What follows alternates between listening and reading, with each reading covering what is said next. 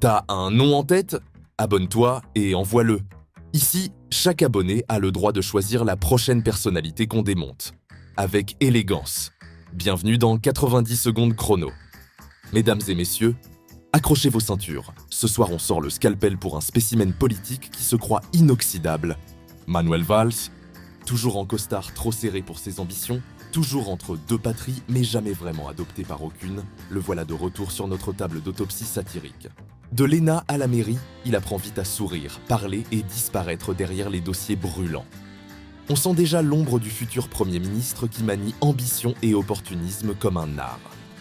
Mais pas de pitié, chaque pas avant le trône mérite d'être épinglé et décortiqué.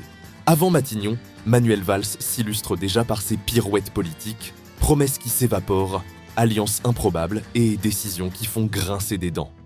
Bref, un entraînement intensif au chaos ministériel, avec un style tellement unique qu'on se demande si ce n'est pas une masterclass de comment semer la pagaille sans se salir les mains.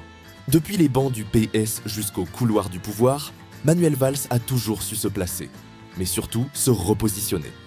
Entre ambition personnelle et loyauté variable, il ressemble parfois à ce pion poli qui avance, recule et esquive, mais qui n'oublie jamais de sourire à l'appareil photo. Et derrière ce masque de pragmatisme, le chaos peut toujours surgir. Manuel, en tant que ministre de l'Intérieur puis Premier ministre, c'était un vrai festival du foutoir. Entre bazar, coups de théâtre et 49.3 façon grand 8, chaque ministère semblait avoir sa propre explosion programmée. Puis il s'est éclipsé courir derrière ses illusions exotiques, laissant derrière lui un champ de dossiers abandonnés.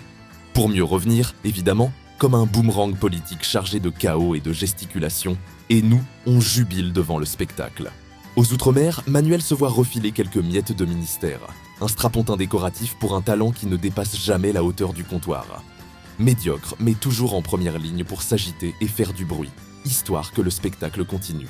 Manuel et Israël, c'est le festival du genou plié, du sourire plastique et des applaudissements synchronisés.